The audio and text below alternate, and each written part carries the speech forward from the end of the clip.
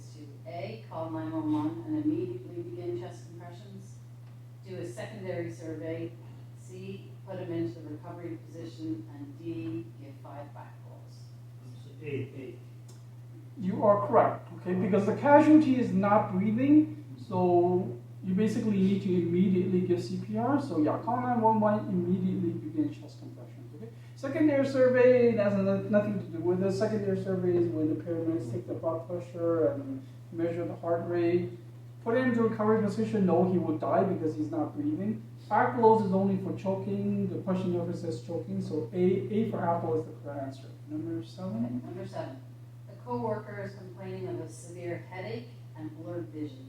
His face seems to be drooping. You suspect A, a heart attack, B, anxiety attack, C, migraine, or D, stroke. Stroke, correct. Stroke. David, D for David, okay? So if it's just headache and blurred vision, I may suspect anxiety attack and even a migraine, but because the face is also drooping, yes, it's a stroke. Number Question 8. 8. If you suspect a casualty is having an angina or a heart attack, you should recommend something after checking for any reasons why they should take the medication. Are you recommending aspirin, Tylenol, insulin, or Tums? Aspirin. Correct. Aspirin, because aspirin is a blood thinner. It will help with a heart attack. Okay. Tylenol is for headache or fever. Insulin is for diabetes. Yeah, Tums is for upset stomach or heartburn. But aspirin is the correct answer. Number 9. Number 9. When performing CPR on an adult casualty, you should depress the chest 1 inch or 2 centimeters, 2 to 2.4 inches, which is 5 to 6 centimeters, 3 inches, which is 7 centimeters, or 4 inches, which is 9 centimeters. B, correct. B for boy. Okay, 5 to 6 centimeters.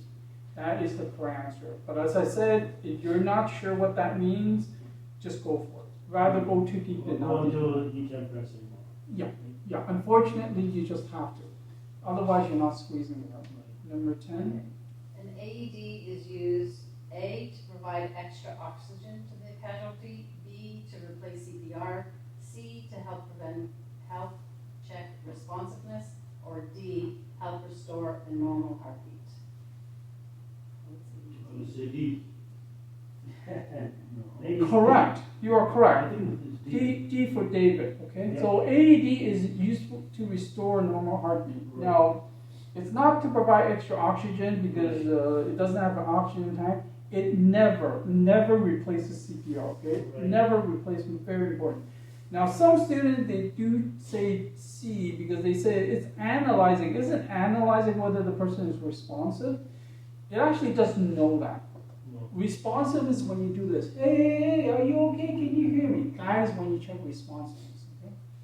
It only analyzes the heart, whether it's a regular or irregular heartbeat. Right. So that's why it's D. D for David. Section 3, 2 rescuer CPR. When performing CPR, 2 rescuers should switch places approximately every A, 2 minutes, B, 3 minutes, C, 4 minutes, or D, 5 minutes. That is no sense. I don't think this is correct standard answer. You don't think there's a correct answer? Well, okay, so there is a correct answer. It is actually A for apple, 2 minutes. Two Remember I minutes. said switch every 5 Yeah. cycles? So if you switch every 5 cycles and you bring out the calculator, 120 compressions per minute was about 3 seconds, you give the 2 breaths, it does work up to 2 minutes. is However, as I'm talking, I realize what Stephen is trying to say, there's no correct answer. I understand what you mean. It's not, how do I put it? It's not important. I think that's the best way to put it. Who cares? You don't even need to switch. Like you said before, if you feel like you keep going, you Exactly. You want to switch, you don't want to switch, totally Yeah. fine. But by the book, it is A for apple. Number 12. Number 12.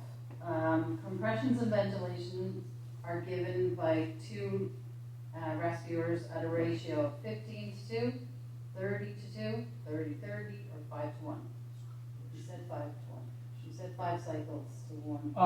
Okay, so the question actually says compressions and ventilations. 32. 30. Yeah, and then 30 2 to reps. 2. Yep. 30 to 2. 30 to 2. But as I said, in real life, here's the thing. If I put too much pressure on you guys and say, oh, you got to do exactly the way I teach you, I guarantee you end up not helping somebody. Okay? And that's why whenever I teach level C, I don't care. Honestly, I don't care. If you in real life, you do 15 to 2, you do 45 to 1, you do 50 to 3, it's okay. You are helping, okay? 30 to 30, maybe that's too much because you're not trying to kiss the person. But anything reasonable is fine, okay? Anything reasonable. But by the book, the correct answer, level C, it is 30 to 2. B for boy. Number 13. When using an AED, turn the machine on and A, give 3 minutes of CPR before applying the pads. B, follow the voice prompts from the machine. C, wait 30 seconds for the machine to warm up. D, call EMS to get permission to use the AED. I'll say B. So B would be the answer. Correct. B for boy. Okay, so no need to give 3 minutes of CPR before applying the pads. You don't want to waste time. No need to wait 30 seconds for it to warm up. As soon as you power on, it's ready. And you certainly don't need to get permission, okay? Because EMS is not there, so you don't need permission. Just as soon as the AED comes, just power on and then follow the voice prompt. Number 13 is B for boy. Number 14? One rescue CPR is given at a ratio of how many compressions to breaths? A, 30 to 2, B, 15 to 2, C, 5 to 1, or D, 30 to 1. 2. Correct. So it's 30 to 2. It's a repeat of the previous Yeah. question anyway. I mean, it doesn't matter one rescuer, two rescuer, infant, adult, child. For level C, it is always 30 to 2. Okay, section 4. Question 15. A person is considered a child in first